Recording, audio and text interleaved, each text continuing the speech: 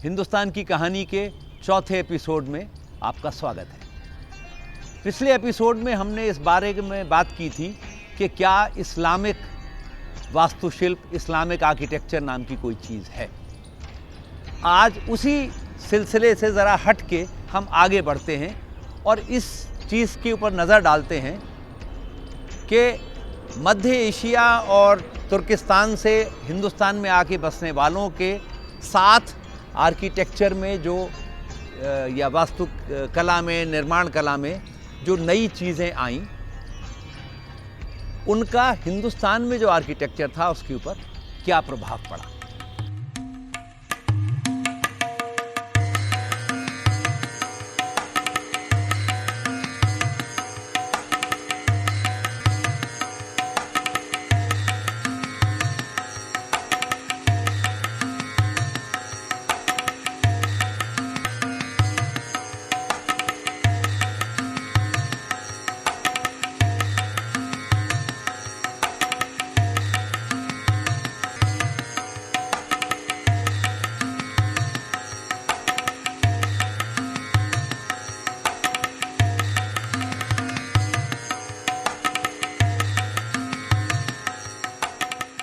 पहली चीज़ जिसको हमको ध्यान में रखना चाहिए वो ये कि मध्य एशियाओं के भारत आने से पहले निर्माण में जो तरीक़ा हमारे यहाँ हिंदुस्तान में था और वो लोग जो तरीक़ा लेके आए थे, उसमें एक बहुत बड़ा मेजर डिफरेंस ये है कि हम बड़े बड़े पत्थरों से निर्माण करते थे। बड़े बड़े पत्थरों से, पत्थर की शिलाओं को काट कर उनको एक दूसरे के ऊपर बिठा के हम निर्माण करते थे।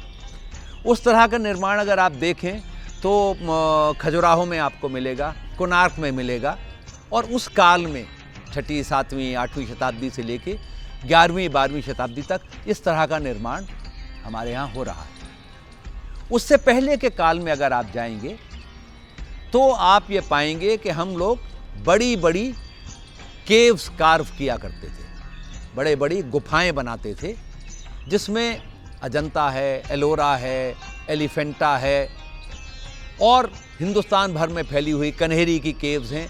उसके बाद जब हमने बाहर गुफाओं के बजाय अलग खड़े होके इंडिपेंडेंट स्ट्रक्चर्स बनाने शुरू किए, तब हमने बड़े बड़े पत्थरों से निर्माण करना शुरू किया। जो इन बड़े मंदिरों के, महलों के द्वार हुआ करते थे, उसमें एक समस्या हमारे सामने ये थी कि हम 2 बड़े बड़े स्तंभ बनाते थे और उसके ऊपर एक शहतीर रखते थे और उससे द्वार बनता था।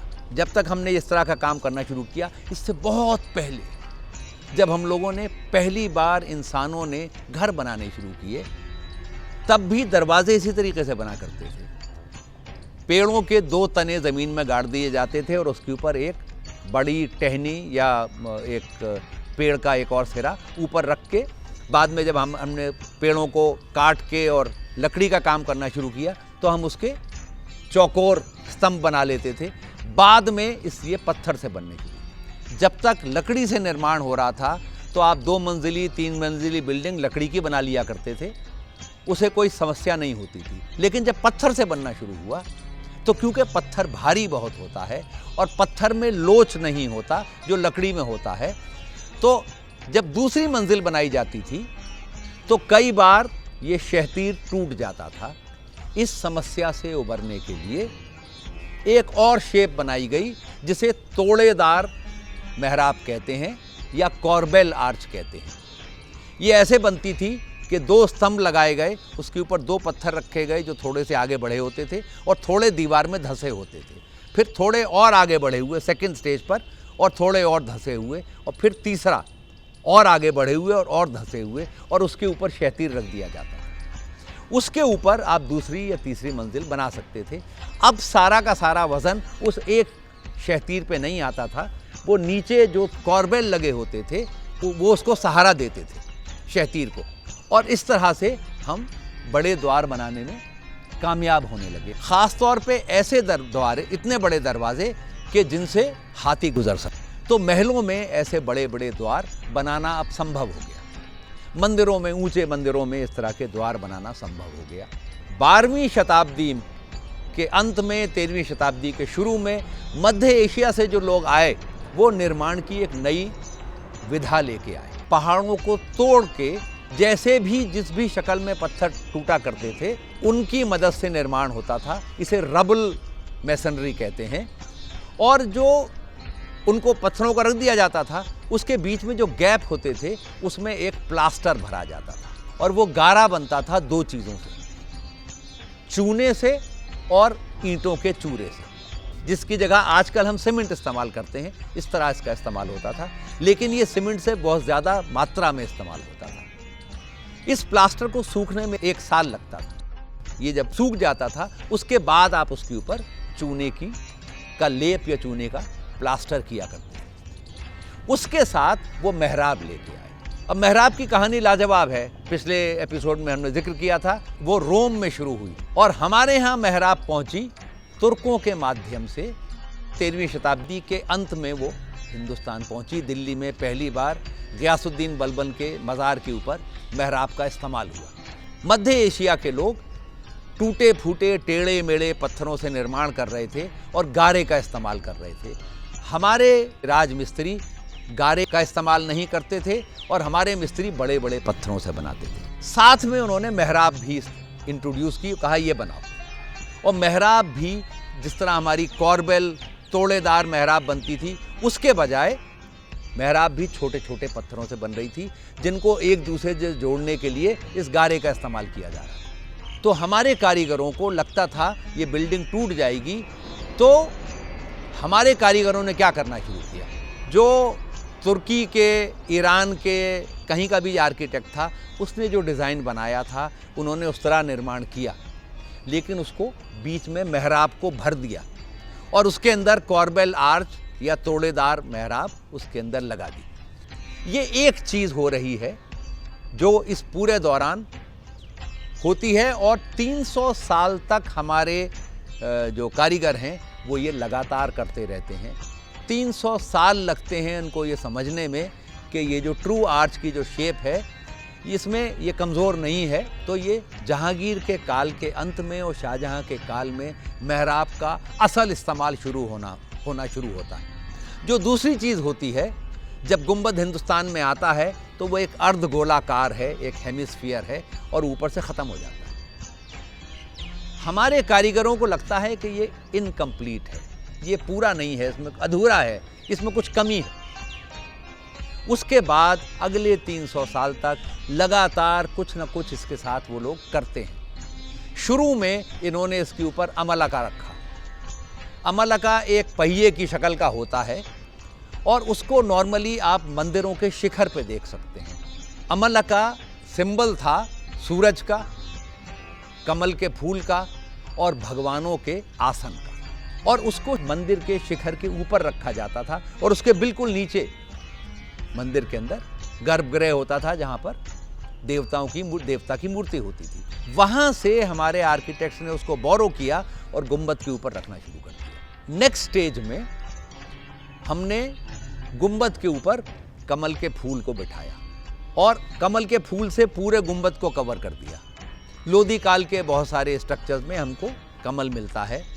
जो पहला गुंबद हमको मिलता है वो अलाउद्दीन खिलजी के अलाई दरवाजे के ऊपर मिलता है। उसके बाद गियासुद्दीन तुगलक के मज़ार पे मिलता है और उसके बाद हमको गुंबद मिलना शुरू होते हैं। इन गुंबदों को ध्यान से देखिए, इनमें लगातार कुछ ना कुछ ऐड किया जा रहा है इनके ऊपर, और वो चीज़ें वो हैं जो अलंकरण या जिसको हम डेकोरेशन कहते हैं वो उस तरह इस्तेमाल की जा रही हैं, और वो हमारे कारीगरों ने मंदिरों से बोरो की, क्योंकि गुंबद उनको इनकम्प्लीट लगता था। तो उसके बाद पहले अमलका लगा, उसके बाद लोटस लगा, और जब तक हम अर्ली मुग़ल पीरियड में पहुंचते हैं, हुमायूं के काल में, तो पहली बार गुंबद के ऊपर 2 कलश और एक कोन की शक्ल हमको मिलती है। ये आपको आकार हर मंदिर के ऊपर मिलेगा, पर मंदिरों के अलावा एक और जगह भी आकार मिलता है। जहाँ शादी होती है वहाँ 2 कलश होते हैं और उसके ऊपर नारियल रखा होता है। ये कलश और नारियल क्या है असल में? हज़ारों साल पहले जब हमने नदियों के किनारे रहना शुरू किया, खेती करनी शुरू की, बर्तन बनाने शुरू किए, तब हमने कलश बनाए और हमने ये सीखा कि इसके अंदर पानी रखा जाए तो पानी ठंडा हो जाता है और इसमें से पानी बहता नहीं, बर्तन टूटता नहीं। क्योंकि पानी हमको जिंदा रखता है, तो ये सस्टेनेंस का सिंबल बना। उसके बाद हमने अपनी फसलें मिट्टी के बड़े बड़े घड़े बना के उसमें स्टोर करने शुरू किए। क्योंकि उसमें बीज होते थे, उसमें जीवन होता था, तो उसको हम माँ के गर्भ से कंपेयर करने लगे और इसलिए कलश को गर्भ कलश कहा जाने लगा। प्राचीन काल में लोगों की समझ में नहीं आता था कि बच्चे का जन्म कैसे होता है, क्यों हो जाता है। तो सारी प्राचीन सभ्यताओं में जन्म के भगवान बनाए गए, God's of birth, God's of fertility. और ये कलश जिसको हम गर्भ से कंपेयर करते थे, वो उन रिचुअल्स में इस्तेमाल होने लगा जो चाइल्ड बर्थ से एसोसिएटेड थे। शादी के बाद एक हमारे यहाँ एक रिचुअल होता है जिसे गोद भराई कहते हैं।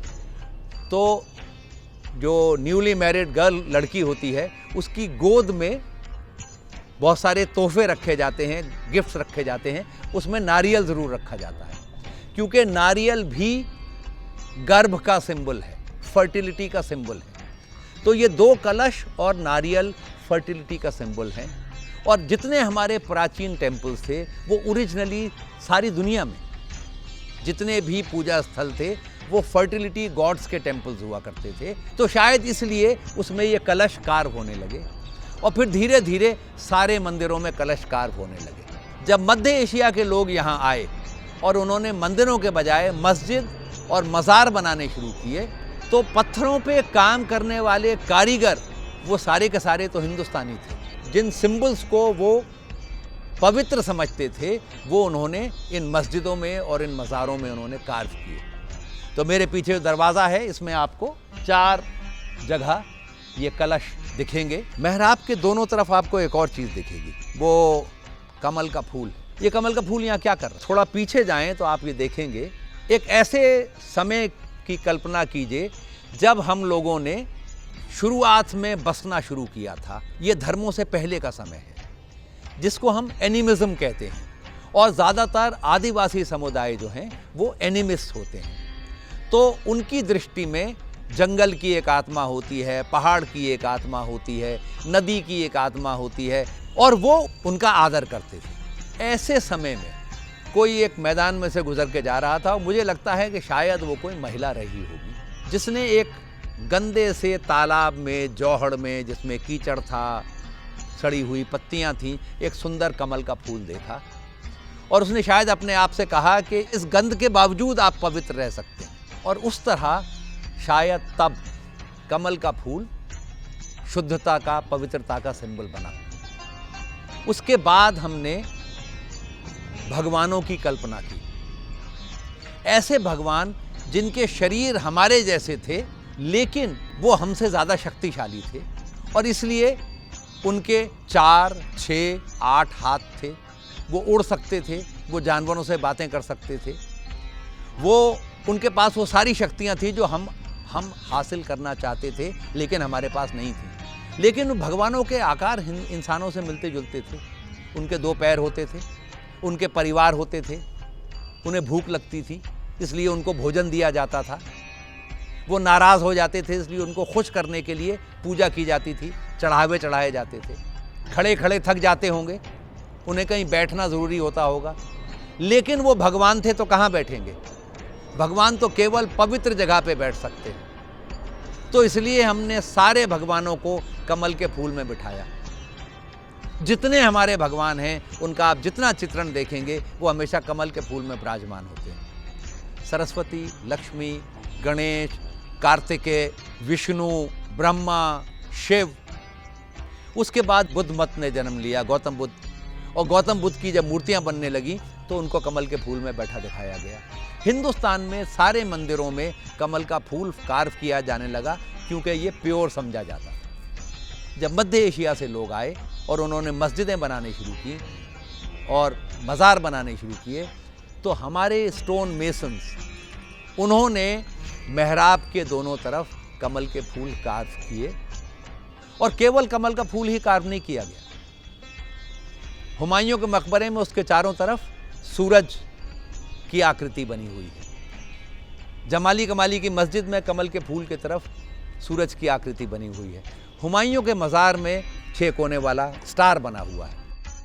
इस 6 कोने वाले स्टार को आम तौर पे स्टार ऑफ डेविड कहा जाता है,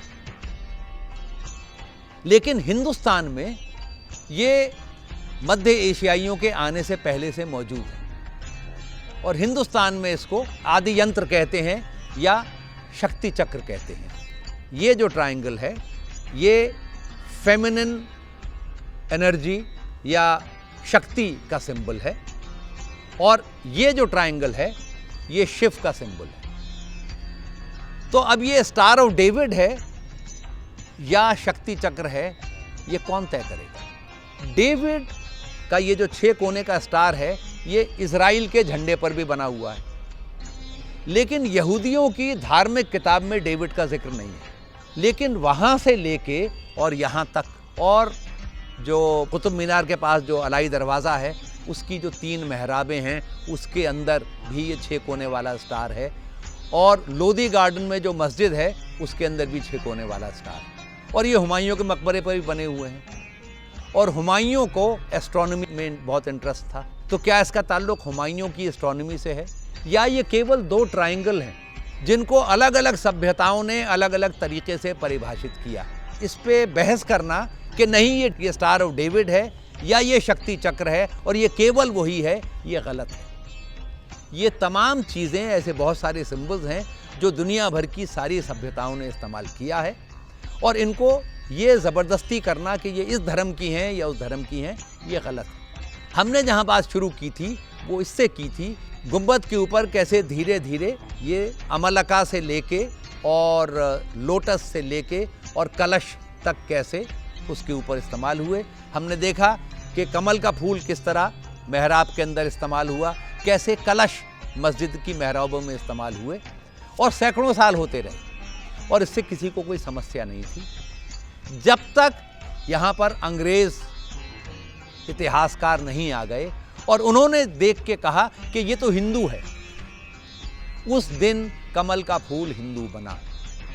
जिस दिन उन्होंने कहा कि ये मेहराब मुसलमान इस्लामी है, उस दिन मेहराब इस्लामी बनी। जिस दिन उन्होंने कहा कलश हिंदू है, उस दिन कलश हिंदू बना। उससे पहले ये सब हिंदुस्तानी थे। मेहराब मध्य एशिया से आई थी और उसका कोई मज़हब नहीं था। कमल का फूल और कलश हिंदुस्तानी थे, उनका भी कोई मज़हब नहीं था। हमारे मुल्क में जो आर्किटेक्चर डेवलप हुआ है, जो वास्तुशिल्प डेवलप हुआ है, वो इन 2 सभ्यताओं के एक साथ आने से, उससे मिल के विकसित हुआ है। इसका कोई धर्म नहीं है। इस मेहराब के ऊपर अगर लैटिन भाषा लिख दी जाए तो ये ईसाई नहीं हो जाएगी। इसके ऊपर संस्कृत लिख दी जाए तो ये हिंदू नहीं हो जाएगी। मेहराब तो मेहराब रहेगी। मेहराब का इस्तेमाल करने वालों के धर्म अलग अलग हो सकते हैं, लेकिन मेहराब का कोई धर्म नहीं होता। गुंबद का इस्तेमाल करने वालों के धर्म अलग अलग हो सकते हैं, गुंबद का कोई धर्म नहीं होता। इसलिए ये कहना कि आर्किटेक्चर इस्लामिक है, आर्किटेक्चर हिंदू है, टोटली गलत है। आज अपनी बातचीत को हम यहीं ख़त्म करते हैं। इस सिलसिले को आगे जारी रखेंगे। धन्यवाद।